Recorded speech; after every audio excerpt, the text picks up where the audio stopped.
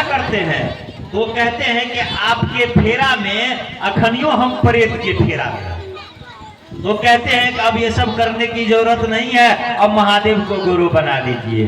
कहा ना, आपके फेरा में तो अब नहीं पड़ेंगे, आपकी बातों को अब नहीं मानेंगे।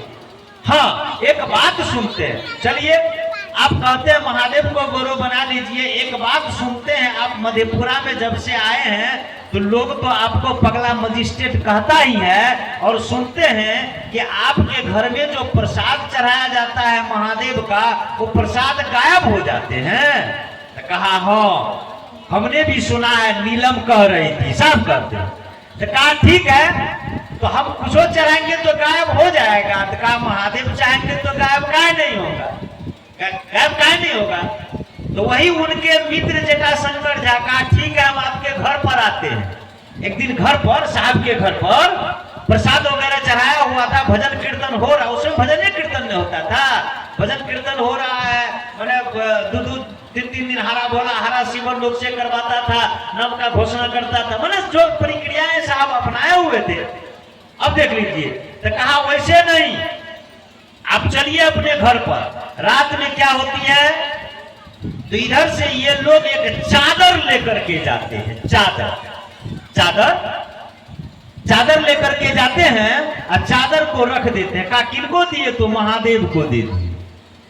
कहा कि जाइए मेरे पूजा घर में रख दीजिए चादर को। पूजा घर में चादर को रख देते हैं। दीदी प्रसाद चढ़ाती है, पट को मैंने बाहर लगा देती है और चादर गायब हो जाता है, चादर गायब हो जाता है उनके साहब के पूजा के। होता क्या है कि ये लोग कहते हैं कि भाई मेरा चादर क्या हुआ, तो साहब कहते हैं पता नहीं यार, चादर तो तुम चढ़ाया था, चादर क्या हुआ हमको पता नहीं है। उन लोगों को लगा ये हरिंद्रानंद अघोरी साधना करते करते ये चादर को गायब कर दिया, इधर उधर गायब कर दिया। अच्छा रुको, ये कहता है महादेव को गुरु बनाने के लिए, चलो इसको सिंहेश्वर मंदिर में महादेव को कहेंगे प्रसाद खिलाने के।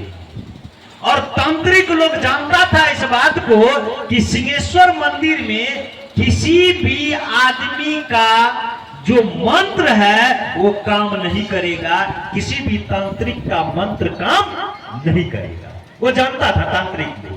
कहा इसके घर से ना प्रसाद गायब हो जाता है, चादर गायब हो जाता है, ये तो आदमी है तो मंत्र से उड़ा देता होगा, इसको वहां पर जो प्रसाद खिलवाएंगे महादेव को तो पकड़ा जाएगा, वहां तो इसका जादू टोना चलेगा नहीं। अब हाहाकार मच गई क्षेत्र में कि पगला मजिस्ट्रेट जो आया हुआ है मधेपुरा में, वो आदमी क्या करेगा, वो महादेव को, सिंहेश्वर बाबा को मिठाई खिलाएगा। हाहाकार मच गया, भीड़ लग गई सिंहेश्वर मंदिर के प्रांगण में। वहां के बड़े बड़े जो साधु लोग थे वो कहता था पगला मजिस्ट्रेट पगला गया है, क्या करेगा नहीं करेगा कहना मुश्किल है। लाया गया, साहब कहते हैं उस समय में 1 रुपया में 1 पीस रसगुल्ला देता था। हमने 50 रुपया दिया, 50 पीस रसगुल्ला मंगाया, एक परात में रखा और कहा कि महादेव को चढ़ा दीजिए। सिंहेश्वर मंदिर गए होंगे तो एक रास्ता इधर से है, एक रास्ता इधर से, माने एक रास्ता पूर्व दिशा से है, एक रास्ता दक्षिण दिशा से है ना। तो उन्होंने प्रसाद को चढ़ा दिया, कहा पट को लगा दीजिए। प्रसाद को रखा गया किधर, पूरब की दिशा की तरफ, कहा पट को लगा दीजिए। शाम का समय था, साहब बाहर निकलते हैं और साहब कहते हैं हे बुढ़ऊ इज्जत रखिया।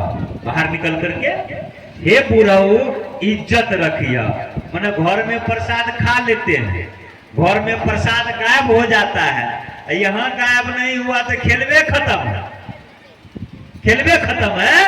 कहे बुढ़ऊ इज्जत रखिया।